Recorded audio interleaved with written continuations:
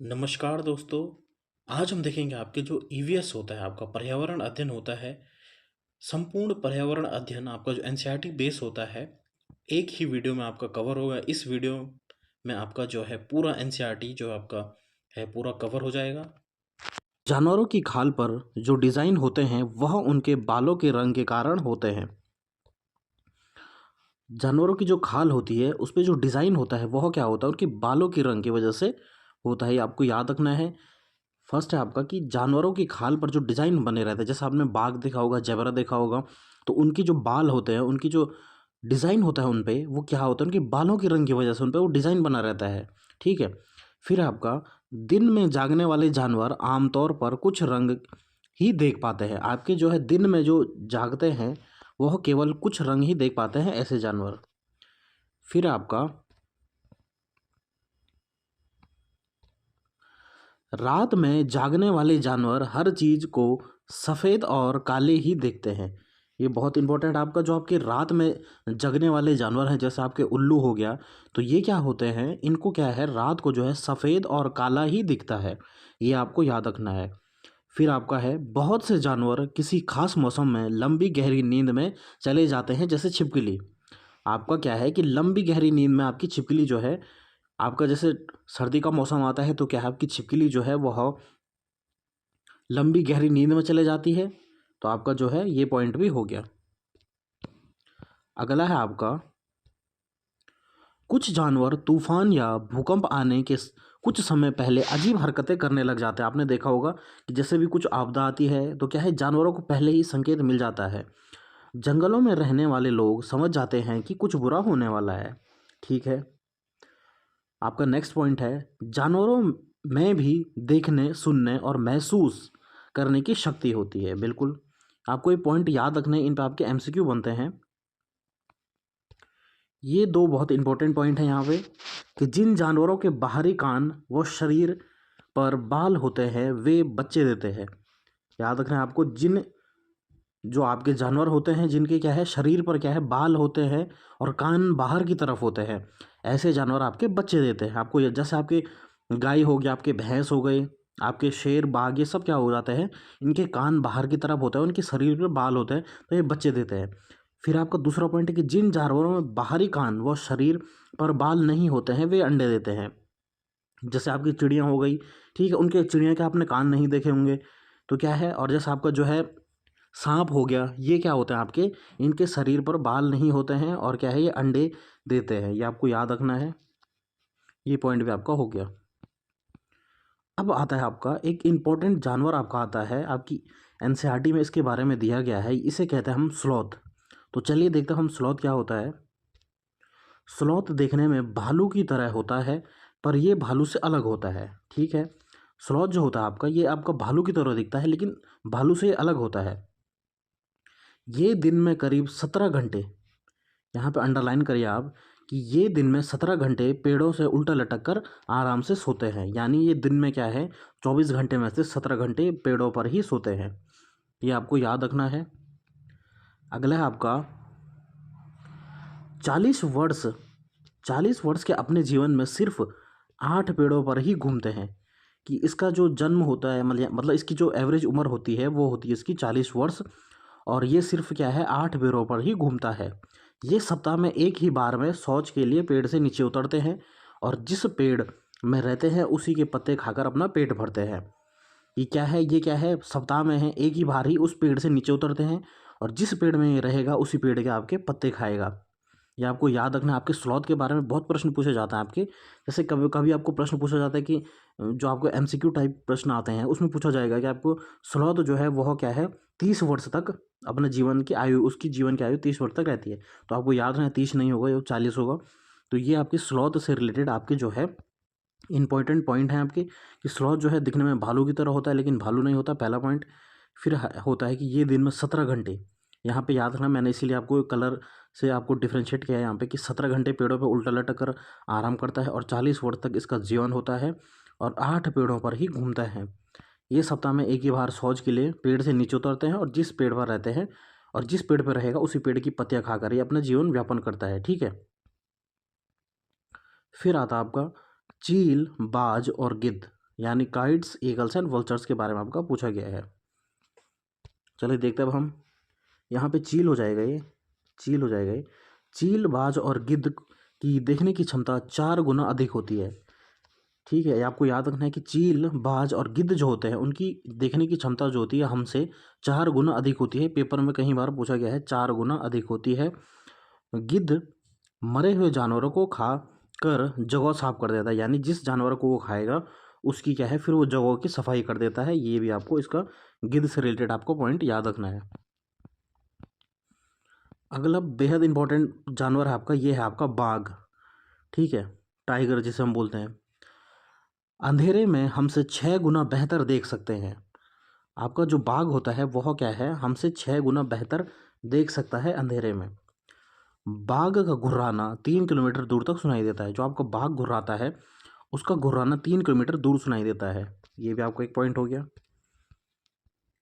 फिर आता है, बाघ की मूंछ हवा में हुए कंपन को भांप लेती है। जो उसकी मूछें रहती है आगे से, उससे क्या है, वो हवा में जो कंपन होती है उसे भी भांप लेता है। आपको बाघ बहुत एक्टिव रहता है। हवा से पत्तों के हिलने और शिकार की झाड़ियों में हिलने के अंतर में भी भांप लेता है। कि अगर बाघ जो है ये भी डिफ्रेंशिएट कर देता है कि जो आपकी हवा से पत्ते हिल रहे हैं या फिर कोई शिकार उन झाड़ियों में चल रहा है, इसके बीच में भी आपका बाघ जो है वह अंतर लगा लेता है। तो ये पॉइंट बहुत इंपॉर्टेंट है। फिर आपका है, प्रोजेक्ट टाइगर 1973 में शुरू किया गया था। ठीक है, प्रोजेक्ट टाइगर जो है 1973 में शुरू किया गया था। टाइगरों को बचाने के लिए, बाघों को बचाने के लिए आपका ये प्रोजेक्ट टाइगर लॉन्च हुआ था, आपको याद रखना है।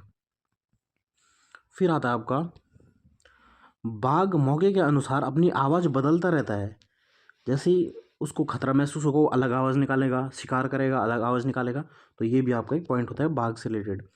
अगला पॉइंट है कि बाघ के दोनों कान बाहर की आवाज़ इकट्ठा करने के लिए अलग अलग दिशाओं में बहुत तेज़ी घूम जाता है। यानी आपके जो बाघ के जो कान होते हैं वो क्या है, बाघ के कान होते हैं, ये अलग अलग दिशाओं में घूम सकते हैं। ठीक है, ताकि आवाज़ को पहचान सकते हैं, अलग अलग दिशाओं में बहुत से घूम जाते हैं। ये भी आपका इंपॉर्टेंट हो गया आपका बाघ से रिलेटेड। तो ये सब आपके बाघ के रिलेटेड है आपका। आप इसे देख लीजिएगा, ये यहाँ पे है, ये आपके जहाँ पे मैंने कलर किया है ये बहुत इंपॉर्टेंट है। आपका जो है पेपर में ये घुमा देता है, वो 4 ऑप्शन देगा आपको और बोलेगा इनमें से ABCD चुनो। वो बोलेगा कि अंधेरे में बाघ जो है 4 गुना बेहतर देखता है। तो आपका ये गलत ऑप्शन हो जाएगा कि बाघ क्योंकि क्या है 6 गुना देखता है। तो ऐसे आप याद रखेंगे, इसीलिए मैंने आपको ये इसमें जहाँ पे भी इंपॉर्टेंट है ये कलर में आपको बता रखा है। 1973 में आपका टाइगर प्रोजेक्ट शुरू हुआ। फिर आसपास की आवाज़ बदलता है और क्या है, बाघ के जो कान होते हैं ये अलग अलग दिशाओं में अपने शिकार को ढूंढते हैं।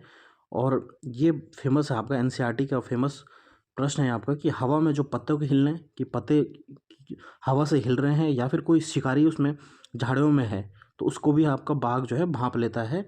ये भी आपका बहुत इंपॉर्टेंट है। ये आपका बाघ से रिलेटेड हो गया। अगला आता है आपका हाथी।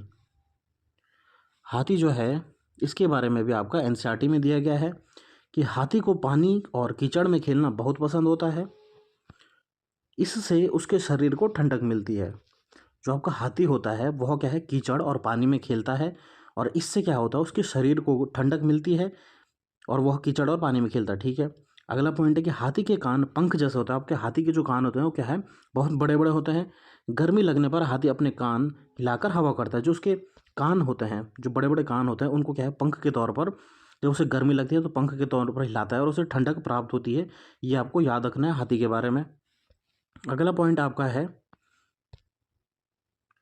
ये भी आपका हाथी से रिलेटेड है कि 3 महीने का हाथी 200 ग्राम का वजन होता है। आपको याद रखना है कि जो आपका 3 महीने का हाथी होता है उसका जो वजन होता है वो होता है 200 किलोग्राम वजन होता है। एक हाथी दिन में 100 किलोग्राम, ये कई बार पूछा गया है कि एक हाथी दिन में 100 किलोग्राम से ज़्यादा पत्ते और झाड़ियाँ खा लेता है, बिल्कुल। फिर आपका, हाथी परेशानी आने पर एक दूसरे की मदद करते हैं। जब उन पर परेशानी आती है, कुछ बाधा आ जाती है, तो एक दूसरे की क्या है, मदद कर देते हैं। फिर आपका है, हाथी बहुत कम आराम करते हैं, एक दिन में केवल 2 से 4 घंटे ही सोते हैं। आपके हाथी जो है वह दिन में एक एक दिन में 2 से 4 घंटे ही सोते हैं। हाथियों के झुंड में केवल हथनियाँ और बच्चे ही रहते हैं। आपका जो होता है कि आपका 13-14 वर्ष में जो आपका मेल हाथी रहता है वह झुंड को छोड़ देता है। तो आपके जो झुंड में बचता है वो बचते आपकी हथनियाँ और छोटे बच्चे ही झुंड में रहते हैं। ये भी आपको याद रखना है कि 13 वर्ष से ऊपर आपका मेल हाथी उस झुंड को छोड़ देता है, अपना अलग चला जाता है। और जो बचते हैं वो आपकी वो फीमेल हथिनियाँ और बच्चे ही रहते हैं उस झुंड में। झुंड में 10 से 12 हथिनियाँ और बाकी बच्चे होते हैं। ये आपको याद रखना है कि जो झुंड है उसमें 10 से 12 हथिनियाँ होती हैं और बाकी बच्चे होते हैं। और जो सबसे बुजुर्ग हथनी होती है वो पूरे झुंड की नेता होती है। जो सबसे बुजुर्ग हथनी होती है वह क्या होती है, उस झुंड की नेता होती है। ये भी आपको याद रखना है। तो ये हो गए आपके हाथी से रिलेटेड इंपॉर्टेंट पॉइंट। फिर आपका एक और है, ये मैंने आपको बताया था कि 14 से 15 साल तक हाथी इस झुंड में रहता है और फिर वह झुंड छोड़कर चला जाता है। जो आपका मेल हाथी रहता है वह 14 से 15 साल आपका झुंड में रहता है और फिर क्या है, उस झुंड को छोड़ देता है। कई बार आपको नंबर याद करने पड़ेंगे। 14 से 15 साल तक हाथी रहेगा, फिर 10 से 12 हथनियाँ होती हैं झुंड में और बुजुर्ग हथनी ही पूरे झुंड की नेता होती है।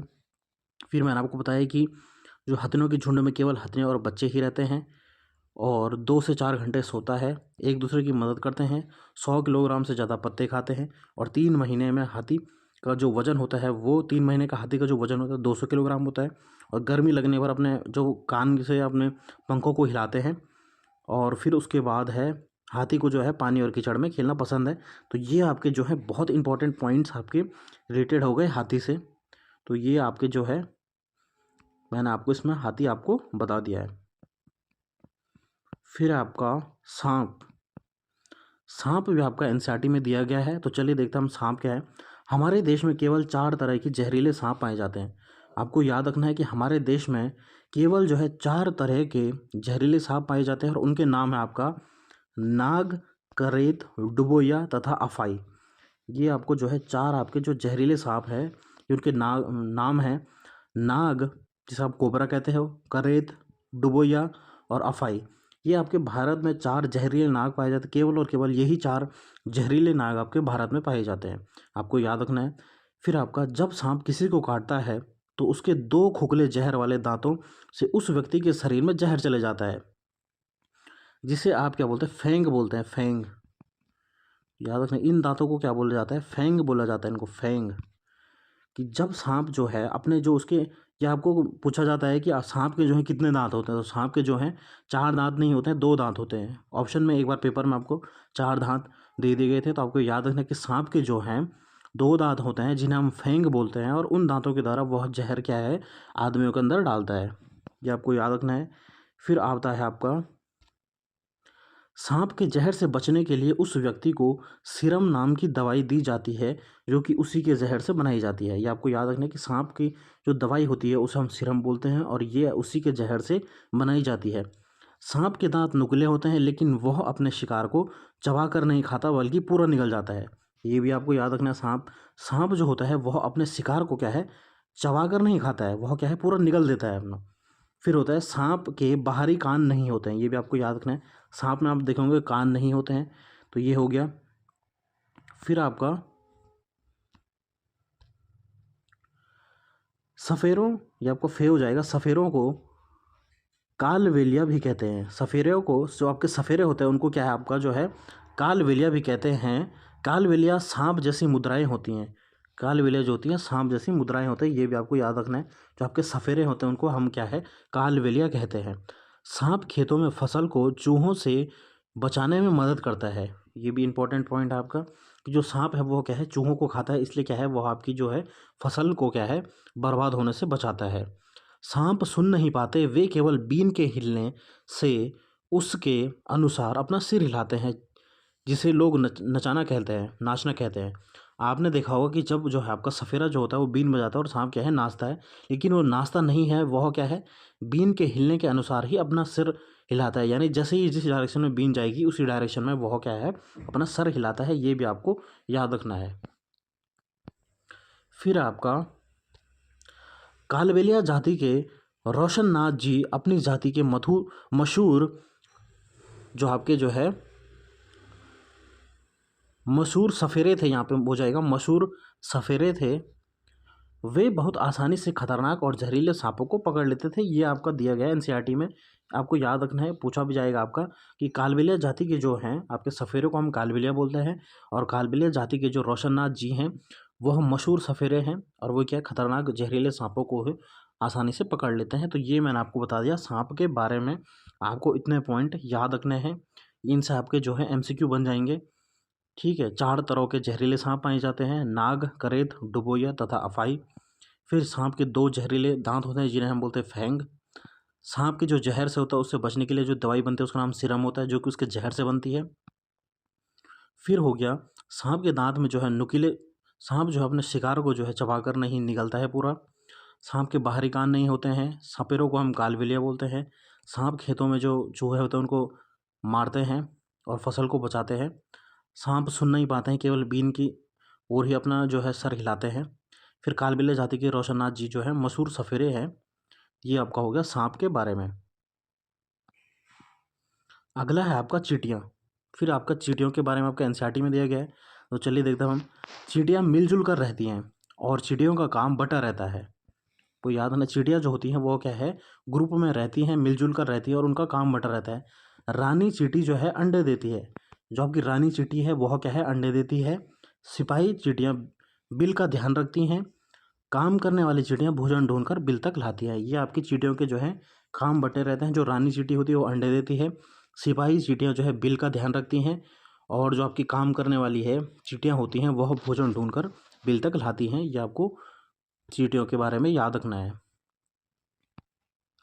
फिर आपका चींटियाँ चलते समय ज़मीन पर कुछ गंध छोड़ती हैं, जिसे सूंघकर पीछे वाली चींटियों को रास्ता मिल जाता है। ये बहुत ही इंपॉर्टेंट पॉइंट है आपका। चींटियाँ जैसा आपने देखा होगा, सपोज एक चींटी जा रही है तो उसके पीछे ही क्या है, अलग अलग चींटियाँ लगती हैं। और अगर आपने यहाँ पर रास्ता रास्ता रोक दिया तो यहाँ से बना करके यहाँ निकल जाती हैं। ठीक है, तो ये क्या है, सबसे पहले वाली चींटी ने क्या है, स्मेल छोड़ी, तो इसके पीछे वाली चींटियों को वो स्मेल सुनाई दी। तो ऐसे करके चलते रहते हैं आपकी चींटियाँ। तो आपको याद रखना कि गंध छोड़ती है। ठीक है, पहरेदार चींटी एक विशेष प्रकार की गंध के कारण दूसरी चींटियों को पहचान लेती है। जो पहरेदार चींटी होती है वह एक विशेष प्रकार की गंध छोड़ती है, यानी जो चींटियाँ होती हैं वो स्मेल के द्वारा ही एक दूसरे को पहचानती है। फिर आपका हो गया, चींटियाँ खाने की चीज़ों को अपने बिल में जमा करती हैं। अगला है सामाजिक कीट कौन कौन से होते हैं, आपके ये पूछा जाता है। सामाजिक कीट कौन कौन से होते हैं जो कि यानी आपका ग्रुप में रहते हैं। तो हो गया दीमक, ततैया, मधुमक्खियाँ और चींटियाँ, ये होते हैं आपके सामाजिक कीट। अगला है फिर आपका केंचुए। ये है आपका केंचुए पे आपका जो है, केंचुए क्या होता है चलो देखते हैं अब हम। केंचुए जमीन में छेद बनाकर मिट्टी को मुलायम कर देते हैं। जमीन को इन छेदों से हवा और पानी मिलता है। आपके देखा होगा जो केंचुए जो होते हैं जो आपकी मिट्टी में पाए जाते हैं वह क्या है, ज़मीन पे छेद बनाते हैं और इन छेदों के द्वारा ही आपकी मिट्टी में जो हवा और पानी जो है उसका बैलेंस बना रहता है। तो आपके केंचुए जो है मिट्टी के लिए इसीलिए क्या है, किसानों का दोस्त माना जाता है इन्हें, क्योंकि क्या है मिट्टी को जो है उपजाऊ बना देते हैं, यानी उनमें हवा और पानी क्या है चले जाता है आपकी मिट्टी में। फिर आपका है केंचुए मृत पत्तियों और पौधों को खाते हैं और इनके मल से ज़मीन उपजाऊ बन जाती है। बिल्कुल सही, कि जो केंचुए होते हैं वह क्या होते हैं, मृत पत्तियों और पौधे को खाते हैं और इनके जो मल होता है उससे क्या है ज़मीन उपजाऊ हो जाती है। आपको याद रखना है। फिर आपका है केंचुए को किसान का मित्र माना जाता है। मैंने आपको बताया केंचुए को क्या है, किसान का मित्र भी माना जाता है। वर्मी कंपोस्ट को वर्मी कल्चर या फिर केंचुए पालन भी कहा जाता है। जहाँ पे आप केंचुए को जो है पालते हैं तो उसे बोलते हैं हम वर्मी कंपोस्ट। ये आपका केंचुए के बारे में हो गया। फिर आता है आपका मच्छर। ये सब आपके एनिमल हैं। तो चलिए अब देखते हैं मच्छर के बारे में। मच्छर हमारे शरीर की गंध, खासकर पैरों के तलवे की, और हमारे शरीर की गर्मी से हमें ढूंढ लेते हैं। आपने देखा होगा कि जैसे आपके जो गर्मियों में आपके मच्छर होते हैं वह क्या होता है, आपके जो पाँव पे क्या है, उनकी जो है तलवे पे जो क्या है गंध के द्वारा, तो आपके पाँव के नीचे आपकी गंध होती है उसके द्वारा, और जो हमारे शरीर की गर्मी है उसके द्वारा हमें ढूंढ लेते हैं। मच्छर पानी में अंडे देते हैं, ये भी आपको याद रखना है। मच्छर पानी में अंडे देते हैं। डेंगू, मलेरिया, चिकनगुनिया बीमारी मच्छरों के द्वारा फैलती है। डेंगू, मलेरिया और चिकनगुनिया ये 3 बीमारियाँ आपकी जो है मच्छरों के द्वारा फैलती है। फिर आपका मलेरिया। मलेरिया पे देखते हैं हम क्या होता है मलेरिया। रोनाल्ड रॉस ने सबसे पहले बताया कि मलेरिया मच्छरों के कारण फैलता है और ये भारतीय मूल के थे। आपको याद रखना है कि जो आपके रोनाल्ड रॉस थे, इन्होंने सबसे पहले मच्छर का पेट फाड़ा और उसमें देखा कि जो मलेरिया जो होता है वह क्या होता है, मच्छरों के द्वारा होता है और यह भारत के मूल के थे। ठीक है, फिर आपका होता है मलेरिया बुखार में आपको क्या होती है, कंपी और ठंड लगती है। ये भी आपका एक पॉइंट हो गया आपका मलेरिया से रिलेटेड। फिर आपका होता है मलेरिया, जो किससे फैलता है आपका, मलेरिया जो है आपका मादा मच्छर जिसे हम एनाफिलीज बोलते हैं उससे आपका फैलता है। ये कई बार पूछा जाता है पेपर में कि मलेरिया जो है किसके द्वारा फैलता है आपका, तो ये फैलता है आपका मादा मच्छर एनाफिलीज के द्वारा फैलता है। मलेरिया को दूर करने की दवाई जो होता है, सिंकोना जो पेड़ होती है उसकी छाल, आपको याद रखना है, जो सिंकोना पेड़ होता है उसकी छाल से आपकी जो है मलेरिया की दवाई बनाई जाती है। फिर आपका मच्छरों से बचने के उपाय, मच्छरों से बचने के क्या उपाय होते हैं, चलिए देखते हैं अब हम। रुके हुए पानी में या इकट्ठा हुए पानी में मलेरिया के मच्छर पैदा होते हैं। इसलिए मच्छरों के प्रजनन को रोकने के लिए पानी में तेल डालकर, पानी में आपको तेल डालना है। इससे पानी का जो पृष्ठ तनाव कम हो जाएगा और ऑक्सीजन की आपूर्ति रुक जाती है, जिससे मच्छर का लार्वा मर जाता है। यानी जैसे मच्छर क्या है, उसने पानी में अंडे दिए, तो उस लार्वे को, मच्छरों को क्या है, मच्छरों के जो बच्चे होने से आपको अगर रोकना है तो आप क्या करेंगे, उनको जो है पानी को जो है उसमें तेल डालेंगे। इससे क्या हो जाएगा, ऑक्सीजन एक लेयर बन जाएगी तेल की और ऑक्सीजन नहीं जा पाएगा उस पानी में, तो क्या है उसके जो अंडे होते हैं, जो लार्वा होते हैं, वो क्या है मर जाएंगे। तो ये आपको याद रखना है मच्छरों के बचने के उपाय। फिर अब होते हैं कुछ अन्य जानवर हैं आपके, चलो देखते हैं कुछ अन्य जानवर कौन कौन से हैं। मक्खी से डायरिया, हैजा और टाइफाइड आदि बीमारियां फैलती हैं। मक्खियां अपने पैरों से बीमारी और कीटाणु लाती हैं, और जब यह बिना ढके खाने पर बैठती हैं तो उसे दूषित कर देती हैं। उस खाने को खाकर हम बीमार पड़ जाते हैं। आपकी मक्खी जो होती है, ये मक्खी से आपका पॉइंट बन गया। फिर आपका आता है कुत्ते से। कुत्तों की गलियों में अपनी जगह बटी होती है और एक कुत्ता दूसरे कुत्ते के मल मूत्र की गंध से जान लेता है कि उसके इलाके के बाहर कुत्ता आया था। ठीक है, कुत्ता जो है वह क्या है, उसके जो मल मूत्र होता है उसके द्वारा पहचान देता है कि यहाँ पे दूसरा कुत्ता आया था, नहीं आया था। फिर आता है मगरमच्छ के छोटे छेद जैसे कान होते हैं, लेकिन आसानी से जो दिखाई नहीं देता। आपके मगरमच्छ के जो होते हैं कान होते हैं, लेकिन हमें दिखाई नहीं देते हैं, ये आपको याद रखना है। फिर आता है आपका छिपकली के भी छोटे छेद जैसे कान होते हैं जो हमें दिखाई नहीं देते हैं, ये भी आपका ठीक है। मगरमच्छ और छिपकली के आपके जो है छोटे जो होते हैं छेद जैसे कान होते हैं जो हमें दिखाई नहीं देते हैं। मछलियाँ खतरों की चेतावनी के लिए एक दूसरे को बिजली तरंगों से देती है, यानी चेतावनी जो है मछलियाँ जो है एक दूसरे को क्या है, बिजली तरंगों से अपनी बात दूसरी मछली तक पहुँचाती है। फिर आपका है डॉल्फिन के बारे में। डॉल्फिन भी अलग अलग तरह की आवाज़ निकालती है और एक दूसरे से बात करते हैं आपकी डॉल्फिन। गिलहरी एक दांत हमेशा बढ़ते रहते हैं, जो आपकी गिलहरी होती हैं उसके जो दांत होते हैं वो हमेशा बढ़ते रहते हैं, और दांतों से काटने और कुतरने के कारण इसके दांत घिस जाते हैं। जो आपकी गिलहरी होती है उसको क्या होती है, आदत होती है क्या है, कुतरने और काटने की, क्योंकि उसके जो दांत होते हैं वह क्या है, बढ़ते रहते हैं। तो इसलिए क्या है, उससे कम करने के लिए उसके दांत जो है वह क्या है, अपने दांतों से काटती और कुतरती है। इससे क्या हो जाता है, उसके दांत घिस जाते हैं। ठीक है, आपको ये गिलहरी के बारे में याद रखना है। अगला है आपका लंगूर। लंगूर के बारे में क्या है कि जंगल में ऊंचे पेड़ पर बैठा लंगूर अपने आसपास आती मुसीबतों को देखकर एक खास आवाज़ निकालकर अपने साथियों को संदेश देता है और उन्हें चौकन्ना करता है। लंगूर जो है वो क्या है, खास आवाज़ निकालता है और अपने आसपास के जो है दूसरे साथियों को क्या है, संदेश देता है, चेतावनी देता है कि कुछ खतरा में हो गया। फिर आता है चूहा।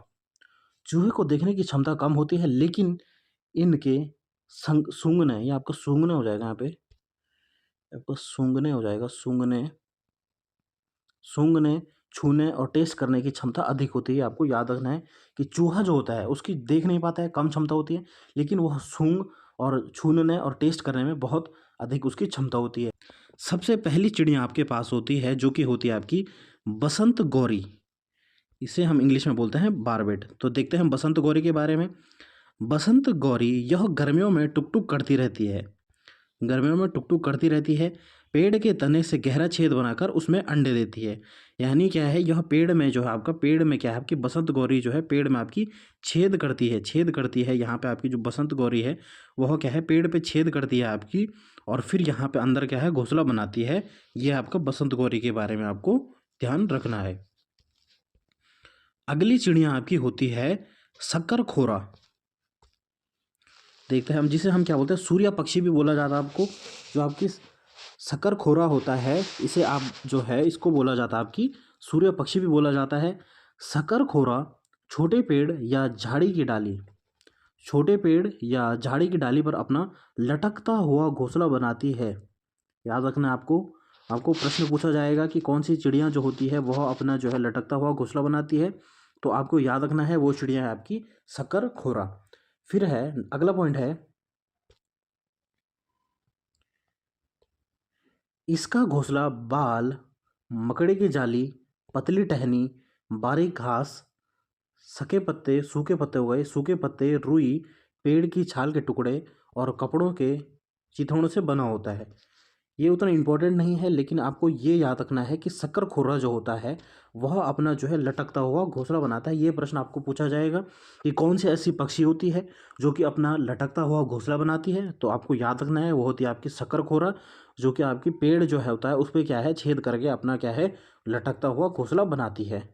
छेद नहीं, अपना लटकता हुआ घोंसला बनाती है, केवल लटकता हुआ घोंसला बनाएगी आपकी शक्करखोरा। फिर आपका दर्जन चिड़िया, यानी जिसे हम टेलर बर्ड बोलते हैं, आपने सुना होगा जिसे हम दर्जी बोलते हैं, वैसे आपके दर्जन चिड़िया इसी के नाम पे इसका नाम रखा गया। आपका टेलर जैसा आपके कपड़े सिलता है वैसे ही क्या है ये अपने क्या है घोंसले को सिलती है। दर्जन चिड़िया अपनी नुकीली चोंच से पत्तों को सीध देती है, यानी पत्तों से क्या है अपना घोंसला जो है सिलती है, अपनी जो चोंच होती है उससे क्या है अपना घोंसला सिल देती है और उनसे एक थैली सी बना लेती है और उसमें अंडे देती है। ये क्या है बहुत ही जो है सुंदर आपकी जो है घोंसला बनाती है अपने जो पत्तों से है, उसके द्वारा ये दर्जन चिड़िया जो है अपना जो है घोंसला बनाती है। आपको याद रखना है। फिर आता है आपका उल्लू। उल्लू के बारे में आपका एक प्रश्न आता है कि उल्लू अपनी गर्दन पीछे तक घुमा सकता है। आपका जो उल्लू होता है वह क्या है 360 डिग्री, यानी पूरा अपनी गर्दन घुमा देता है। आपको याद रखना है। इनकी आंखें मानवों की तरह सामने की तरह होती हैं। आपको एक प्रश्न भी पूछा गया था, आपका सीटेट में आपका प्रश्न पूछा गया था कि ऐसी कौन सी पक्षी है जिसकी जो है मानव की तरह आंखें होती हैं, तो वो होती है आपकी उल्लू। ठीक है, ये आपको याद रखना है। और उल्लू क्या है अपनी गर्दन जो है पीछे तक घुमा देता है।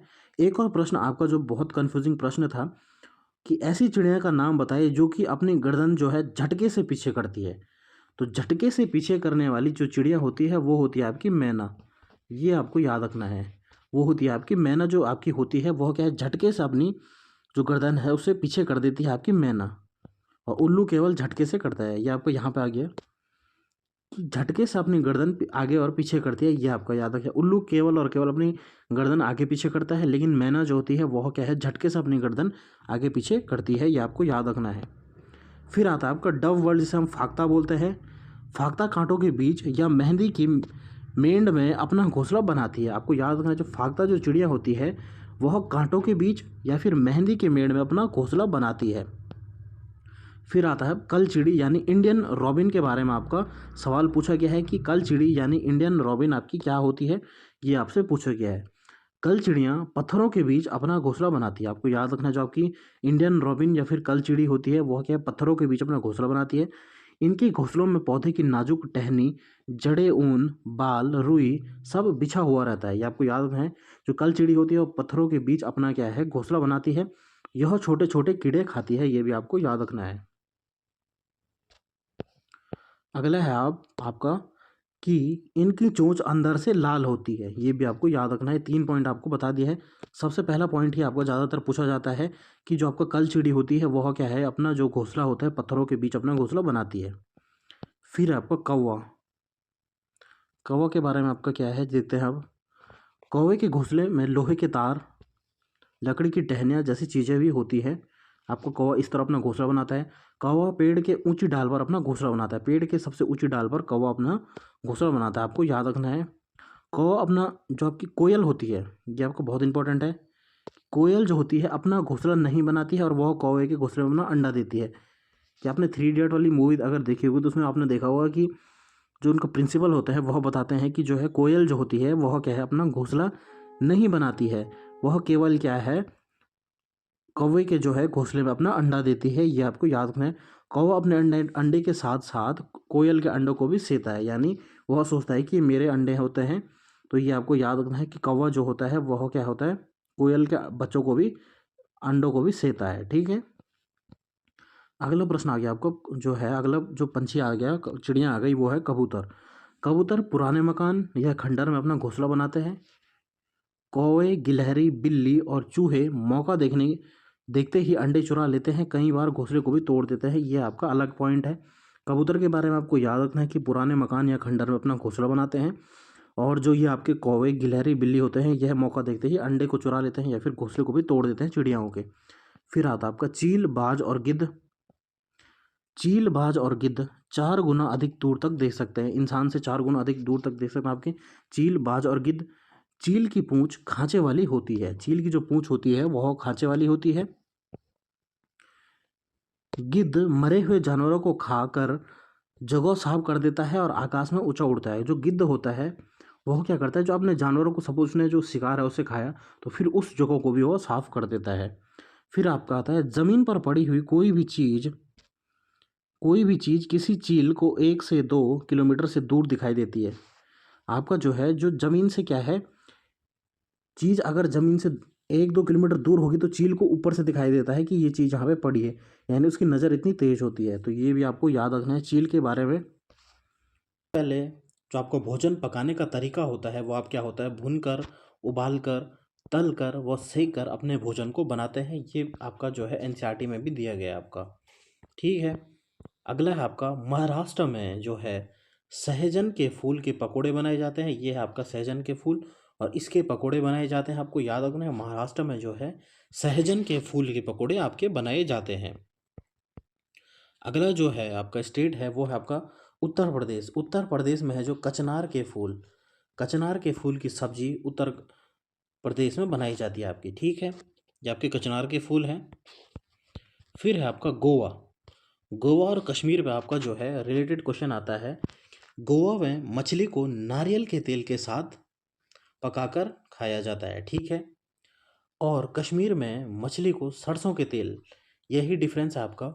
गोवा में जो आप नारियल का तेल यूज़ करेंगे, नारियल का तेल यूज़ करेंगे, और कश्मीर में जो सरसों का तेल आप यूज़ करेंगे मछली को पकाने के लिए। ये आपका डिफरेंस होता है गोवा और कश्मीर में। ये कई बार आपका सीटेट में पूछा भी है। अगला है आपका असम में जो होता है बोरा। असम में खाए जाने वाले एक चावल की एक किस्म है जिसको क्या आप बोरा चावल बोलते हो। ठीक है, ये आपका असम में है।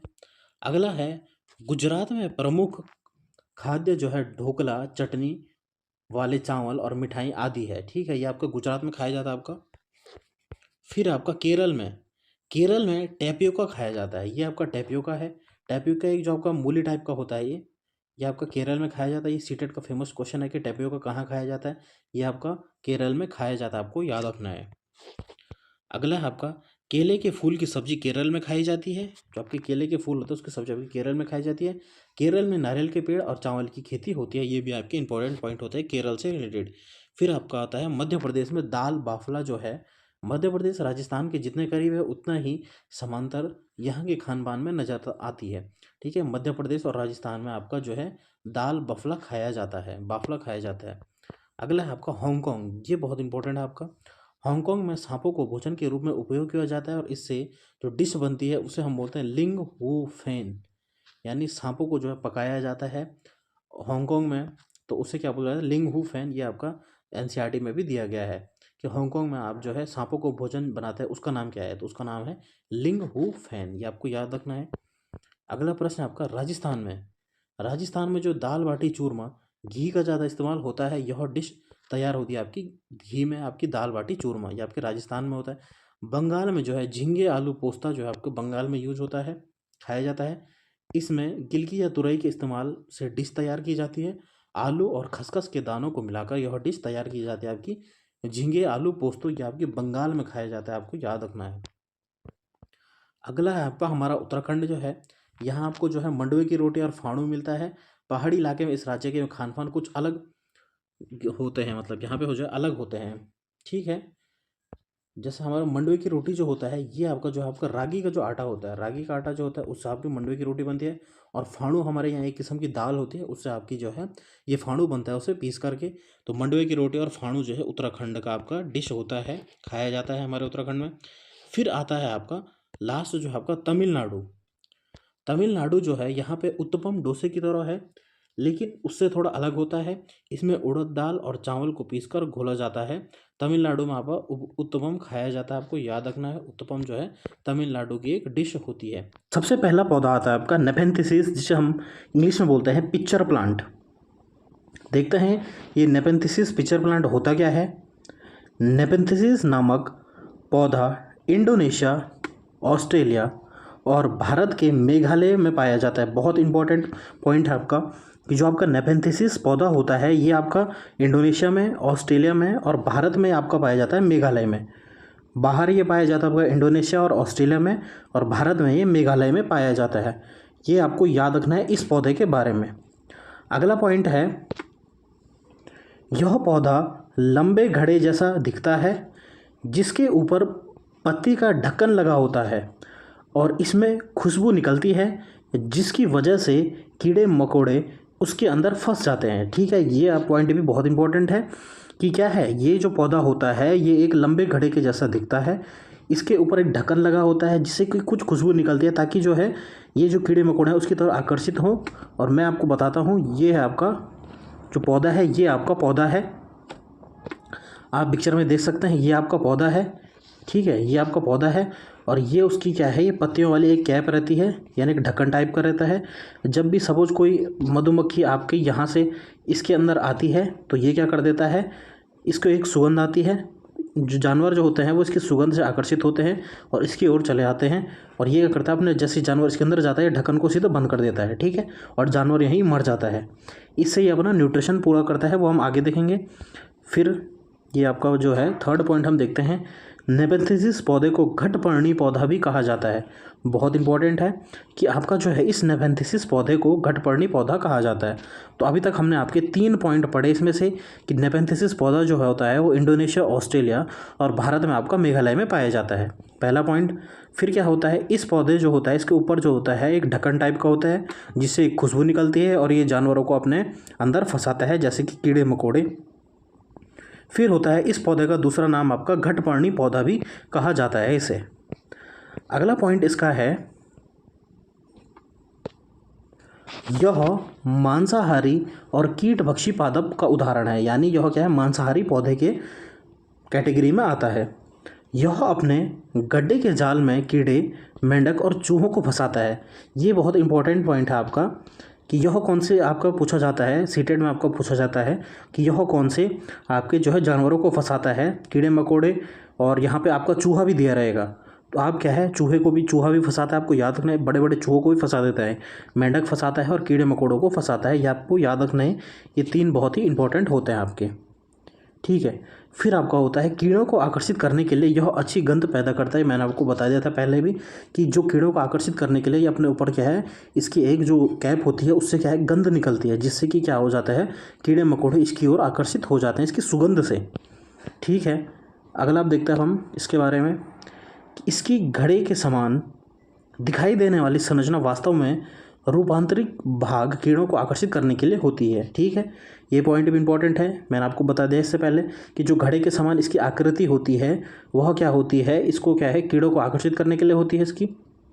फिर अब ये पॉइंट बड़ा इंपॉर्टेंट है आपका कि क्लोरोफिल की उपस्थिति के कारण पौधा प्रकाश संश्लेषण करने में सक्षम होता है। जो आपके हरे पौधे ग्रीन प्लांट्स होते हैं वह क्या है, अपना भोजन किसके प्रकार से बनाते हैं, किसके द्वारा बनाते हैं, किस प्रोसेस से बनाते हैं, आपका बनाते हैं प्रकाश संश्लेषण से। ये भी आपका प्रश्न पूछा जाता है।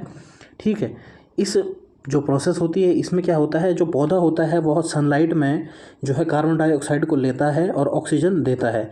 इस प्रकार क्या है वो अपना भोजन तैयार करता है जो आपका पौधा रहता है, इसीलिए हमें क्या है ऑक्सीजन मिलती है, ये आपका प्रकाश संश्लेषण होता है। तो क्या होता है क्लोरोफिल, इसमें क्या होता है, पौधों में पाया जाता है आपका क्लोरोफिल, जिसकी वजह से पत्तियों का जो है हरा कलर होता है, उसके द्वारा क्या है प्रकाश संश्लेषण करता है।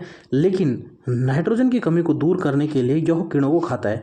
क्योंकि क्या हो जाता है, अगर आपका एक प्रश्न पूछा जाएगा कि जब इसको खाना जो है, इस नेपेंथिसिस पौधे को खाना जो है वह तो जो है प्रकाश संश्लेषण से मिल रहा है, लेकिन ये क्यों इन कीड़ों को खाता है, ये कीड़ों को इसलिए खाता है अपनी नाइट्रोजन की कमी को दूर करने के लिए यह कीड़ों को खाता है। ये बहुत इंपॉर्टेंट पॉइंट है आपका कि जो आपका नेपेंथिसिस पौधा है वह नाइट्रोजन की कमी जो होती है उसमें उसको दूर करने के लिए इन कीड़ों को खाता है आपका, बहुत इंपॉर्टेंट है आपका। तो ये आपका मैंने बता दिया आपको, ये बहुत इंपॉर्टेंट पॉइंट्स हैं आपके इसके बारे में, आपका नेपेंथिसिस पौधे के बारे में। ठीक है, एक बार एक राउंड देख लीजिए आप फिर से, आपका जो नेपेंथिसिस पौधा है ये उसका स्ट्रक्चर है, ये उसका डायग्राम है। ठीक है, फिर अब आते हैं हम अगला पौधा जो आपका डेजर्ट ओक, जिसको हम रेगिस्तानी ओक बोलते हैं। चलिए इसके बारे में भी देखते हैं हम। यह ऑस्ट्रेलिया के शुष्क रेगिस्तान क्षेत्र में पाया जाता है। बिल्कुल, यह क्या है, ऑस्ट्रेलिया में पाई जाती है, भारत में नहीं पाया जाता। आपको याद रखना है, कई बार ये पौधे जो हैं आपके, जितना मैं आपको पौधे बता रहा हूँ, इनमें कन्फ्यूज़न हो जाता है बहुत बार बच्चों को, ठीक है। तो आपको याद रखना है कि यह ऑस्ट्रेलिया के रेगिस्तानी इलाकों में आपका डेजर्ट ओक पाया जाता है। आकर्षक मध्यम आकार का धीमी गति से बढ़ने वाला पेड़ है। ये पेड़ कैसा है, आपका आकर्षक होता है और मध्यम आकार होता है इसका, और धीमी गति से ये बढ़ता है। फर्स्ट पॉइंट इसका हो गया। इसकी बहुत कम पत्तियां होती, इसकी पत्तियां जो है वह बहुत कम होती हैं। यह लगभग 10 से 15 फीट तक लंबा होता है। इसकी जड़ें इसकी तने से 30 गुना लंबी होती है, ठीक है। यानी जो है, ये भी बड़ा इंपॉर्टेंट पॉइंट है इसका, कि इसकी जो जड़ होती है वह क्या होती है, उस पौधे से 30 गुना नीचे तक जाई रहती है। ये आपको याद रखना है कि इसकी जो जड़ होती है, इस पौधे की जो जड़ होती है वो 30 गुना इसके लंबाई से नीचे जाई रहती है, ठीक है। ये आपका डेजर्ट ओक। डेजर्ट ओक से आपको पता लग रहा हो ये क्या है, आपका रेगिस्तान इलाकों में पाया जाता है आपका। फिर है आपका कि इसकी जो जड़ें होती हैं वो पानी तक पहुंचने तक, ज़मीन में गहराई तक जाती हैं, ठीक है। ये अभी आपको पॉइंट है। जो इसकी जड़ें जो होती हैं, मैंने आपको बताया, जो जड़ें होती हैं वो 30 गुना लंबी होती हैं। क्योंकि क्या होती है, ज़मीन में इसलिए जाती हैं क्योंकि क्या है, इसको पानी की ज़रूरत होती है, इसलिए जड़ क्या है 30 गुना लंबी नीचे से पानी निकालती है आपकी।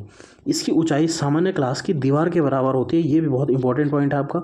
ये पॉइंट जितने भी मैं आपको बता रहा हूँ, ये बहुत कन्फ्यूजन करता है आपके पेपर में। आपको इनमें से 4 ऑप्शन दिया जाएगा और बोलेगा कि इनमें से चुनो कौन सा सही है कौन सा गलत है। तो तब आपका जो है ये वाले जो है पॉइंट आपको ध्यान में रखना है, ठीक है। कि इसकी ऊंचाई जो होती है वो सामान्य जो आपकी कक्षा होती है उसकी दीवार के बराबर होता है, ठीक है। फिर आपका आता है, इस वृक्ष के जड़ें वृक्ष की जो होती हैं ऊंचाई लगभग 30 गुना गहराई तक और नीचे ज़मीन के भीतर जाती हैं जब तक जल तक ना पहुंच पाए। मैंने आपको बता दिया, ये ऊपर वाले पॉइंट रिपीट हो गया आपका, कि जो इसकी जड़ें होती हैं वो 30 गुना, इसकी लंबाई से 30 गुना गहराई तक जाती हैं भीतर ज़मीन के, और जब तक पानी ना मिलती उतने नीचे आपकी इसकी जड़ें जाती है। ये आपको याद रखना है, ठीक है। जो आपका डेजर्ट ओक होता है, ये आपका डायग्राम है आपका डेजर्ट ओक का। अगला पॉइंट है इसका, जब कभी इस इलाके में पानी नहीं होता तो पानी की कमी पड़ जाती है, तो वहाँ के लोग इसके तने के अंदर पतला पाइप डालकर इसका पानी निकाल देते हैं। बिल्कुल, जो आपका डेजर्ट ओक होता है, इसकी जो होता है जड़ें जो रहती हैं, कि क्या है, जब गर्मियाँ होती हैं, पानी नहीं मिलता है उस इलाके में आपका, तो क्या होता है, इसकी जो जड़ें होती है उनमें जो लोग होते हैं वो पाइप डालकर जो है इसकी जो है पानी निकालते हैं, ठीक है। आपको याद रखना है, क्योंकि इसकी जड़ें जो हैं बहुत नीचे तक जाती हैं। कहाँ तक जाती हैं, इसकी जो जड़ें होती हैं वो 30 गुना लंबी होती हैं। ये इस पॉइंट में लिखा है आपको, इसकी जो जड़ें होती हैं वो 30 गुना लंबी होती हैं। आपको याद रखना है। जितने भी मैंने ये कलरफुल आपके जो प्रिंट किया हुआ है, इसमें बहुत मेहनत लगी है इन प्रिंटों को, ताकि आपको आसानी से समझ में आ जाए। इसलिए जो है जितने भी ये प्रिंट है आपके, ये बहुत इंपॉर्टेंट है, क्योंकि आपको ये नंबर संख्या जो है ये भी याद रखनी होगी। 30 गुना लंबा होता है, 10 से 15 फीट लंबा होता है, आपको इन्हीं पे जो है घुमा देता है। सामान्य क्लास की दीवार के बराबर होता है, ये आपको याद रखना है, इसी को घुमा देता है आपको। इसीलिए मैंने आपको आसानी के लिए आपको जो है कलरफुल में आपको बता दिया है। तो इसके लिए आप एक लाइक और चैनल को सब्सक्राइब ज़रूर करें। फिर अब हम देखते हैं, ये हो गया आपका डेजर्ट ओक के बारे में, ठीक है। अब आता है आपका खेजड़ी वृक्ष।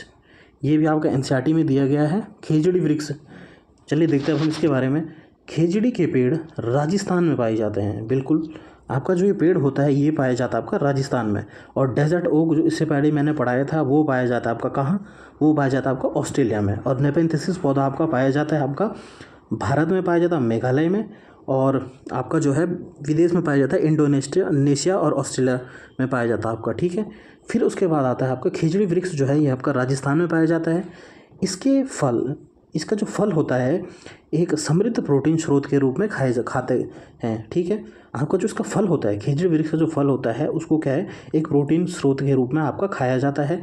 और जो उसकी पेड़ की छाल होती है उसका उपयोग हम औषधि के रूप में करते हैं। जो उसकी पेड़ की जो छाल होती है वह भी औषधि के रूप में काम आती है। आपको याद रखना है, जो खेजड़ी वृक्ष होता है उसका जो फल होता है वह भी खाने के लायक होता है, प्रोटीन का स्रोत होता है, और जो इसकी पेड़ की छाल होती है वह औषधि के रूप में आपकी कार्य करती है। ये आपका इंपॉर्टेंट पॉइंट हो गया इस वृक्ष के बारे में। फिर आपका होता है अगला पॉइंट है कि कीड़े इसकी लकड़ी को नुकसान नहीं करते, ठीक है। ये भी आपका कीड़े जो हैं इसकी लकड़ी को नुकसान नहीं करते हैं। यह क्या है, एक छायादार वृक्ष है जिसकी छाया में बच्चे खेलना पसंद करते हैं। ये आपका जो है ये वृक्ष जो है बड़ा ही छायादार होता है, बिल्कुल ऐसा गोल आकार का होता है आपकी जो है। और इससे क्या होता है, इसके छाया के नीचे आपके बच्चे जो है गर्मी में खेलते हैं, ये आपको याद रखना है। ये है आपका जो है ये पौधा है आपका, ये है आपका खिजड़ी वृक्ष। देख रहे हैं आप, इसकी छाया जो है कितना जो है, इसका सीढ़ी जो है इसका छाया पहुंच रही है। तो इसमें क्या है, बच्चे जो हैं इसके नीचे जो है खेलते भी हैं। आपको ये याद रखना, ये पॉइंट आपके एनसीईआरटी में दिए गए हैं, ठीक है। और फिर उसके बाद आता है आपका अगला पॉइंट है इसके बारे में कि सन 1731 ईस्वी में राजस्थान के जोधपुर में अमृता देवी बिश्नोई, आपको याद रखना है अमृता देवी बिश्नोई नाम सहित आपको याद रखना है, बिश्नोई ने खेजड़ली गांव में खेजड़ी वृक्षों को बचाने के लिए 363 महिलाओं के साथ स्वयं का बलिदान दिया था। बहुत इंपॉर्टेंट पॉइंट है आपका कि 1731 में जो राजस्थान के जोधपुर है वहाँ एक अमृता देवी नाम की एक महिला थी। उन्होंने क्या है, इन खेजड़ी वृक्षों को बचाने के लिए 363 महिलाओं के साथ क्या गया, उनका बलिदान स्वयं बलिदान दिया। फिर क्या है, भारत सरकार ने उनके सम्मान में वन्य जीव संरक्षण के लिए अमृता देवी बिश्नोई राष्ट्रीय पुरस्कार के रूप में पुरस्कार देना शुरू कर दिया। ये भी आपका इम्पोर्टेंट पॉइंट है। फिर ठीक है, इतने पॉइंट आपको याद रखने हैं आपके खेजड़ी वृक्ष से। ये राजस्थान में पाया जाता है, इसके फल भी खाने के काम आते हैं, छाल जो औषधि के काम आती है, इसकी लकड़ी को कीड़े नुकसान नहीं पहुंचाते हैं। ये छायादार वृक्ष होता है। राजस्थान के जोधपुर में जो अमृता देवी बिश्नोई ने इन पेड़ों को बचाया था, उसी के लिए आपका जो है इनका जो है पुरस्कार दिया जाता है वन्यजीव संरक्षण के लिए, इन्हीं के नाम पे। अगला वृक्ष आपका है बरगद का पेड़। इसका जीवन काल 200 वर्षों का होता है। यह 200 साल तक जीवित रह सकता है। को याद रखना है कि यह क्या है, 200 साल तक जीवित रह सकता है आपका जो है बरगद का पेड़ जो होता है। फिर आता है पुराने बरगद के पेड़ों पर लटकती हुई शाखाएं वास्तव में पेड़ की जड़ें होती हैं। जो आपके बरगद के पेड़ देखा होगा आपने, मैं आपको बता देता हूँ। यहाँ पे जो है बरगद, ये है आपका बरगद का पेड़ कि जो इसकी जो है ये आपका बरगद का पेड़, जो इसकी ये टहनियाँ निकल रखी हैं यहाँ पे, जो टहनियाँ निकल रखी हैं ये क्या होती है, उसकी पुरानी जड़ें होती हैं जो कि निकली हुई रहती हैं, आपको दिख रहा होगा इसमें, ठीक है। अब हम अपने टॉपिक पे आते हैं यहाँ पे जो है, ठीक है। पुराने बरगद के पेड़ों जो होते हैं कि लटकती हुई शाखा वास्तव में पेड़ की जड़ें होती हैं, ये पॉइंट बता दिया। फिर अब अगला पॉइंट आता है आपका कि बरगद के पेड़ की जड़ें भी ज़मीन के नीचे होती हैं और पेड़ों की तरह। इसकी पत्ती, छाल, बीज जो होता है दस्त, मधुमेह, मूत्र विकार जैसी बीमारियों के इलाज के लिए औषधि के रूप में आपका कार्य करती है, आपको याद रखना है। अगला लास्ट पॉइंट है इसके बारे में कि बरगद के पेड़ की लटकन, उसकी जड़ें होती हैं, ये टहनियों से निकलती हैं और बढ़ते बढ़ते ज़मीन के अंदर भी चले जाती हैं। यह जड़ें मजबूत खंभों की तरह पेड़ को सहारा देती हैं। ये जो जड़ें होती हैं ना, ये क्या होती हैं, पेड़ की जड़ें होती है और ये फिर से ग्राउंड में चले जाती हैं, ज़मीन में चले जाती हैं और क्या इसको एक सपोर्ट देती हैं इतने बड़े वृक्ष को, ठीक है। अब आपका आता है क्रोटोन पौधा। चलिए देखता हूँ इसके बारे में। क्रोटोन पौधे ज़मीन के बारे में उसकी दशा को बताते हैं। अब कैसे बताते हैं, चलिए देखते हैं हम। क्रोटोन पौधे की जड़ ज़मीन से ज़्यादा गहरी नहीं जाती है। जब मिट्टी सूखने लगती है तो इस पौधे की पत्तियां भी सूखने लग जाती हैं, ठीक है। ये बहुत इंपॉर्टेंट पॉइंट है आपका इस क्रोटोन पौधे के बारे में कि जब क्या होता है, ज़मीन की जो जड़, ज़मीन जो होती है सूखने लग जाती है, उस टाइम जो है इसकी जो पौधे की पत्तियाँ होती हैं वह पीली पड़ जाती हैं, यानी वह भी सूखने लग जाती हैं और झड़ने लगती हैं, जिससे मिट्टी का पता चल जाता है कि मिट्टी सूख रही है। तो यह एक प्रकार का सिग्नल भी होता है। आपको याद रखना है कि जो क्रोटोन पौधा है वो एक सिग्नल देता है कि अगर आपकी मिट्टी जो ख़राब हो रही है, इसलिए क्या है, अगर आप क्रोटोन पौधे को अपनी मिट्टी में बोओगे और अगर मिट्टी सूखने लग जा रही है या मिट्टी ख़राब हो रही है तो उसके पौधे भी झड़ने व सूखने लग जाएंगे।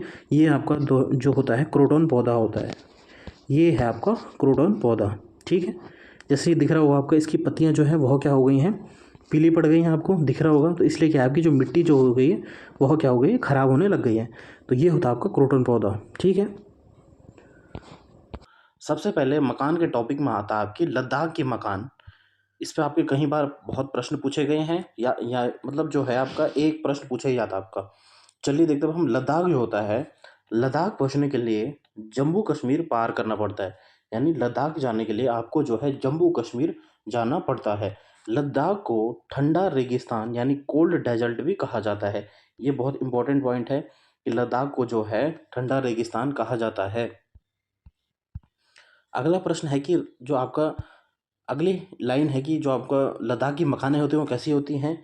यहाँ 1 या 2 फ्लोर की मकानें होती हैं। ठीक है, मकान जो होती है वो क्या होती है, 1 या फिर 2 फ्लोर की मकानें होती हैं।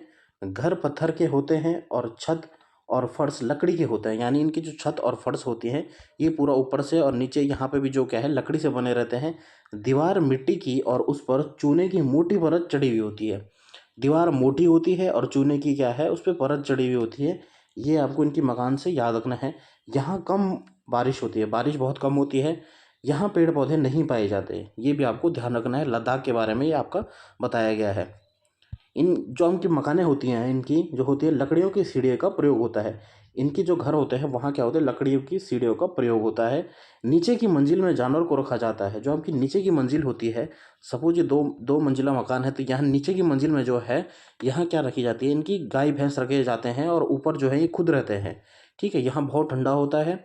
ठीक है, लेह में जो आपके नीचे की मकान होती है वहाँ क्या होता है खिड़की नहीं होती है। जो नीचे का जो ये होता है जो आपका ग्राउंड फ्लोर होता है इसमें क्या होता है आपकी, इसमें खिड़की नहीं होती है। ये बहुत इंपॉर्टेंट पॉइंट बन जाता है कि नीचे की मंजिल में जो है नीचे की मंजिल में खिड़की नहीं होती है। छत को मजबूत करने हेतु यहाँ पे आपका पॉइंट है कि छत को मजबूत करने हेतु पेड़ों के मोटे तने का इस्तेमाल किया जाता है। कि छत को मजबूत करने के लिए आपका जो है पेड़ के मोटे तने का यूज करते हैं। लेह के लोग सर्दियों में नीचे की मंजिल पर भी रहते हैं। जो आपके लेह के लोग होते हैं वह क्या होते हैं नीचे की मंजिल में भी आ जाता है जहाँ उनकी गाय भैंस रहते हैं।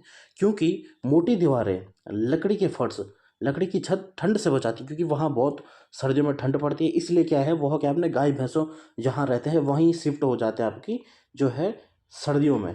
तो ये आपका पॉइंट एनसीईआरटी में दिया गया है। ये आप देख सकते हैं यहाँ पे जो है आपका ये लद्दाख का घर है। यहाँ पे आपको जो है लद्दाख का घर देखने को मिलेगा।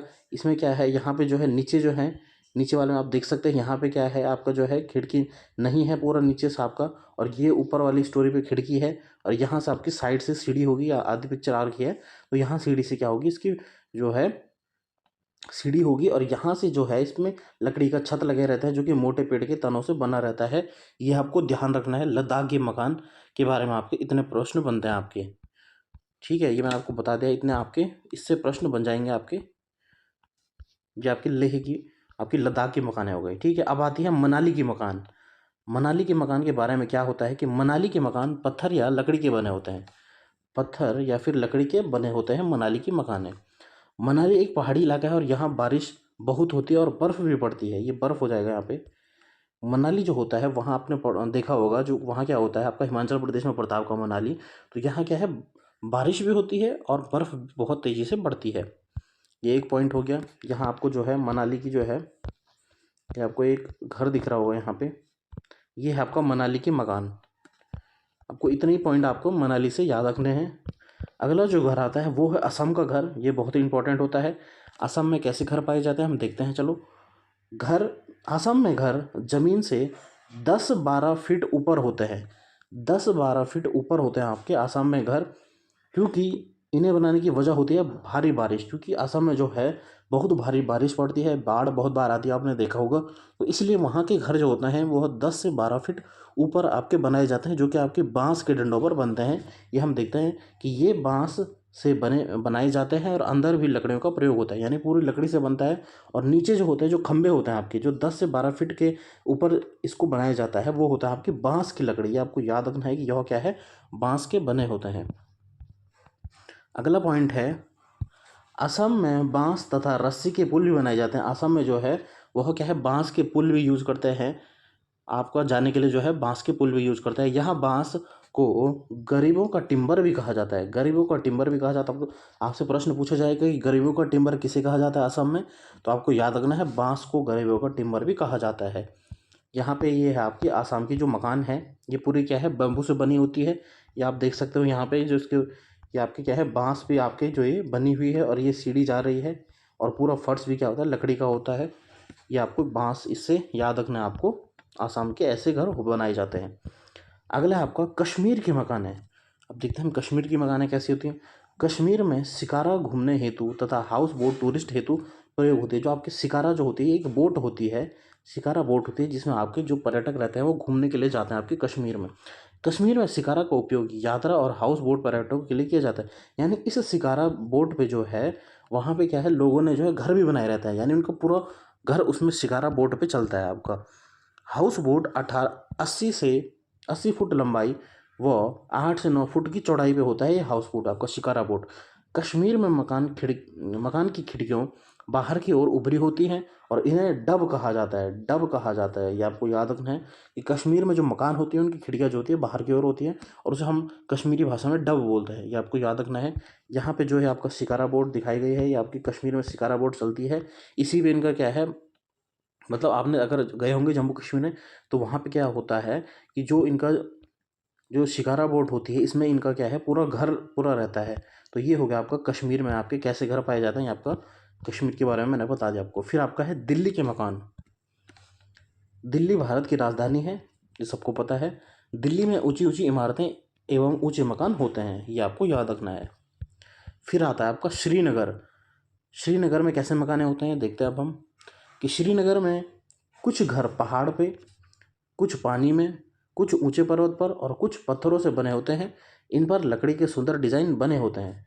आपको याद रखना है श्रीनगर के घर घर जो होते हैं, कुछ पहाड़ी इलाका है क्योंकि कुछ पहाड़ में होते हैं, कुछ पानी में भी रहते हैं जैसे आपकी बोट हो गई, और फिर क्या है इन पर क्या है कुछ लकड़ी के जो है डिज़ाइन बने होते हैं, सुंदर डिज़ाइन बने होते हैं।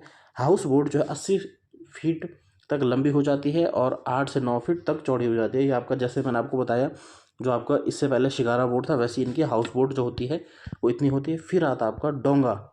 ये जिस बोट का यूज़ करते हैं उसे बोलते हैं डोंगा बोट, डोंगा नाव बोलते हैं। डोंगा ये नाव झेलम नदी में डल झील में मिलती है। जो आपका याद रखना है कि जो आपका डोंगा होती है, ये जो नाव होती है ये आपकी डल झील में मिलती है। इसके अंदर कई कमरे होते हैं, आपको मैंने बताया इसमें क्या है कई कमरे होते हैं और अंदर से यह एक घर की तरह लगती है। अंदर से क्या है ये घर की तरह लगती है। इन पर लकड़ियों के सुंदर डिजाइन बनाए जाते हैं। जो इसके छत पर डिजाइन होते हैं उसे खत्मबंद कहते हैं, खत्मबंद कहते हैं। जो इसके डिज़ाइन बने होते हैं ये आप देख सकते हैं यहाँ पे। जो क्या है इसमें क्या है ये आपका जो है डिज़ाइन बना है इसमें, आपका ये पूरा डिज़ाइन होता है। ये पूरी एक बोट रहती है, इसे हम डोंगा बोट कहते हैं। और इसके अंदर जो होता है पूरा ये आप देख रहे हैं यहाँ पे जो लकड़ी का पूरा डिज़ाइन हो रखा है आपका, जो लकड़ी का डिज़ाइन से पूरा डिज़ाइन बन रखा है आपका लकड़ी का। और इसके अंदर क्या है कई कमरे होते हैं, पूरा रेस्टोरेंट टाइप होता है ये आपका मिलता है आपका श्रीनगर में। ठीक है, ये आपको याद रखना है। तो इतने ही आपके जो है एनसीईआरटी में दिए गए हैं, इतने आपके मकान होते हैं, घर होते हैं। सबसे पहले है बचेंद्री पाल। बचेंद्री पाल भारत की पहली और विश्व की 5वीं महिला थी जिन्होंने माउंट एवरेस्ट की चोटी पर चढ़ाई की थी। ये बहुत इंपॉर्टेंट पॉइंट है आपका कि बचेंद्री पाल जो थी वह क्या थी, भारत की जो पहली महिला थी और विश्व में आपकी 5वीं महिला थी जिन्होंने माउंट एवरेस्ट की चोटी को चढ़ाई की थी। बचेंद्री पाल जी का जन्म हमारे उत्तरांचल के चमोली ज़िले में आपका बम्पा गांव में 24 मई 1954 को हुआ था। ठीक है, ये है कि जो बचेंद्री पाल जी का जन्म था वो हमारे जो है उत्तराखंड के आपके चमोली ज़िले में हुआ था और गांव का नाम था बम्पा गांव में 24 मई 1954 को हुआ था। ये बहुत इंपॉर्टेंट पॉइंट है। इन्होंने नेहरू इंस्टीट्यूट ऑफ माउंटेनियरिंग, जो हमारा उत्तरकाशी, ये भी आपका उत्तराखंड में पड़ता है, ये भी हमारे ही उत्तराखंड में आपका Nehru college of institute of engineering mountaineering जो है, इनसे आपने ट्रेनिंग ली थी, जो कि आपका उत्तरकाशी, ये भी हमारा उत्तराखंड में है। जो नेहरू इंस्टीट्यूट ऑफ माउंटेनियरिंग, आपका प्रश्न पूछा जाएगा कि नेहरू इंस्टीट्यूट ऑफ माउंटेनियरिंग कहाँ पर स्थित है, तो आपको याद रखना है उत्तरकाशी, आपका उत्तराखंड में। ठीक है, इनके जो गाइड थे वो थे आपके ब्रिगेडियर ज्ञान सिंह थे। ये बहुत इंपॉर्टेंट पॉइंट है आपके इनसे रिलेटेड। फिर आपका 23 मई 1984 में दोपहर को 1:07 पर इन्होंने अपना पहला कदम जो है माउंट एवरेस्ट की चोटी पर रखा था। ये आपको याद रखना है कि 23 मई 1984 को इन्होंने क्या है 1:07। आपको बहुत इंपॉर्टेंट पॉइंट है, आपको याद रखना है, ये डेट जो है आपको याद रखना है, इसीलिए मैंने आपको एक कलर पेन से बताएं आपको। इन्होंने क्या है 23 मई और इतने को अपना 1:07 पर माउंट एवरेस्ट की चोटी पर अपना पैर रखा था। माउंट, और इनके साथ जाने वाले और भी लोग थे। ठीक है, ऐसा नहीं कि अकेला गई थी, और भी इनके साथी थे। माउंट एवरेस्ट नेपाल में स्थित है। माउंट एवरेस्ट कहाँ है आपका स्थित? माउंट एवरेस्ट आपका नेपाल में स्थित है। अगला पॉइंट है आपका कि माउंट एवरेस्ट की जो ऊंचाई है वो है आपकी 8,839 मीटर है। ये आपका मीटर हो जाएगा यहाँ पे 8,839 मीटर है। ये भी आपको याद रखना है। माउंट एवरेस्ट को नेपाल में आपका सागरमथा के नाम से भी जाना जाता है। माउंट एवरेस्ट को आपका नेपाल में क्या है? सागरमथा कहा जाता है। ये आपसे इससे इम्पोर्टेंट पॉइंट हो गई। फिर आपका आता है कल्पना चावला। कल्पना चावला भारत की प्रथम महिला अंतरिक्ष यात्री थी। ये भी आपका भारत की प्रथम महिला अंतरिक्ष यात्री थी।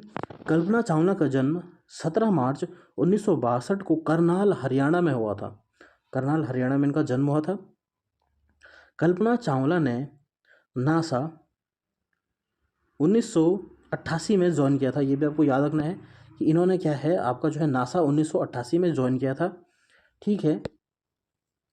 फिर है इन्होंने 19 नवंबर 1997 के उन्होंने जो है पहले अंतरिक्ष मिशन में 15 दिन 12 घंटे अंतरिक्ष में बिताए थे आपका। जिनका पहला मिशन था वो आपका 1997 में था और इन्होंने वहाँ जो है 15 दिन और 12 घंटे बिताए। कल्पना चावला की मृत्यु जो होती है 1 फरवरी 2003 को उनके एक मिशन जिस पर वह धरती पर वापस लौटते समय उनका यान नष्ट हो गया था। यानी कुछ तकनीकी खराबी के दौरान 1 फरवरी 2003 जब वो अपने एक मिशन से वापस पृथ्वी पर आ रही थी तो क्या है उनके यान में खराबी होने के कारण जो है वह क्या है उनकी मृत्यु हो गई, नष्ट हो गया था वो। और इस हादसे के दौरान उनकी मृत्यु हो गई थी। ये था आपका जो है कल्पना चावला जी के बारे में आपका जो था ये आपका था कल्पना चावला जी के बारे में।